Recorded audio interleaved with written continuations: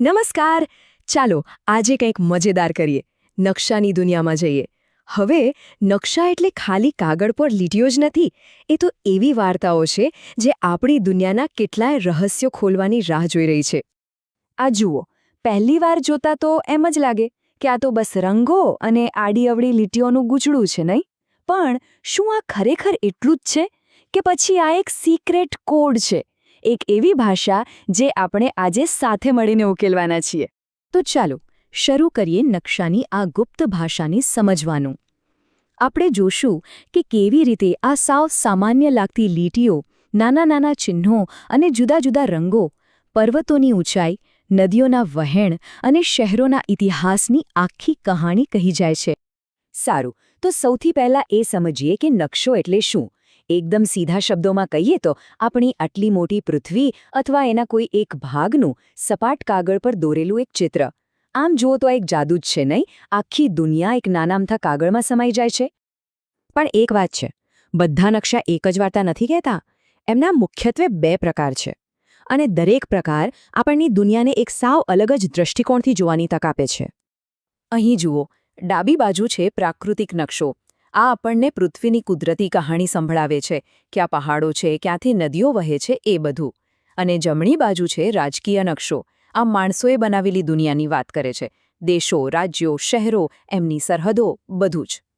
તો સવાલ એ છે કે આ બધી વાર્તાઓ વાંચવી કઈ રીતે? સારું છે કે કોઈપણ નકશાને સમજવા માટે ફક્ત 3 જ મુખ્ય વસ્તુઓ જાણવાની જરૂર છે. બસ આ 3 ચાવીઓ હાથમાં આવી ગઈ એટલે સમજો કે કોઈ પણ નકશો આપણા માટે એક ખુલ્લી ચોપડી જેવો બની જશે.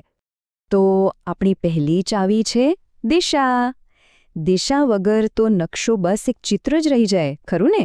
દિશા જ તો છે જે આપણને કહે છે કે કઈ જગ્યા કઈ બાજુ છે અને આપણે જઈ ક્યાં રહ્યા છીએ.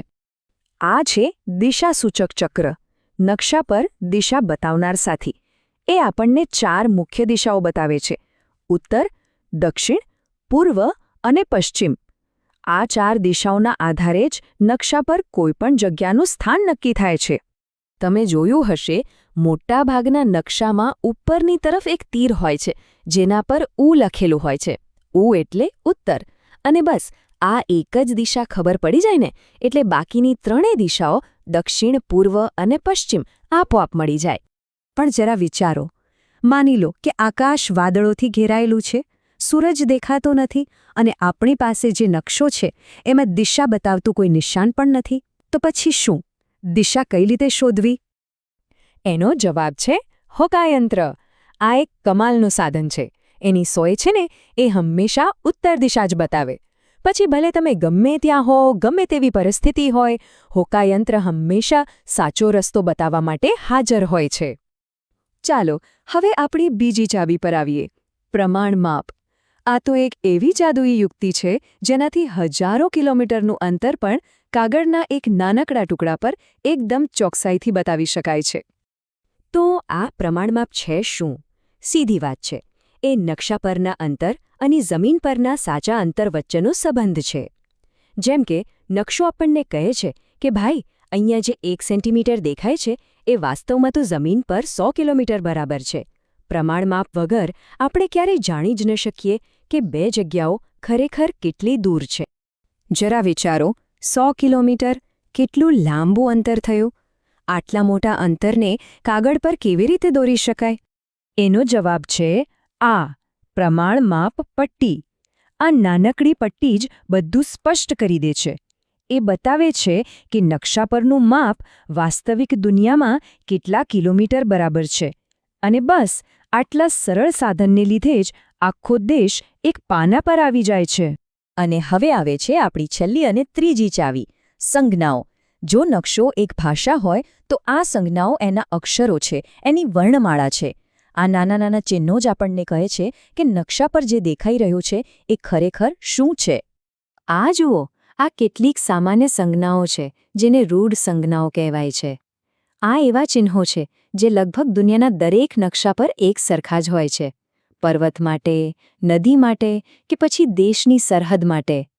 આ એક એવી યુનિવર્સલ ભાષા છે જે કોઈ પણ દેશની વ્યક્તિ સમજી શકે છે.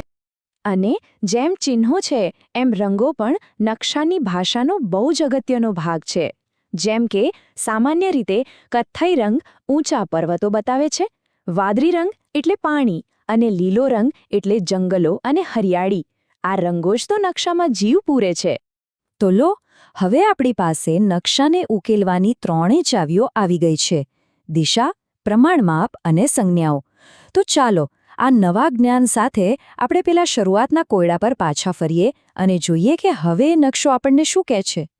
આ નકશો યાદ છે ને, જે શરૂઆતમાં આપણને એક કોયડા જેવો લાગતો હતો, એ હવે એક જાણીતી વાર્તા જેવો લાગે છે. કેમ?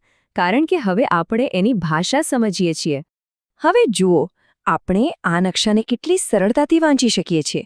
ઉપરનો પેલો કથ્થઈ ભાગ એ હિમાલયના પહાડો છે. એમાંથી નીકળતી વાદળી લીટીઓ એ ગંગા યમુના જેવી મોટી નદીઓ છે. લીલા વિસ્તારો ગાઢ જંગલો બતાવે છે. અને નીચેનું પેલું પ્રમાણમાપ આપણને કહે છે કે આ દેશ ખરેખર કેટલો વિશાળ છે.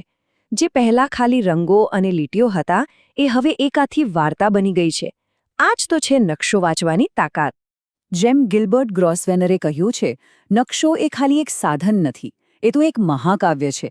એની લીટીઓ અને રંગોમાં માણસના સપના, સાહસો અને ઇતિહાસની ગાથાઓ લખાયેલી છે.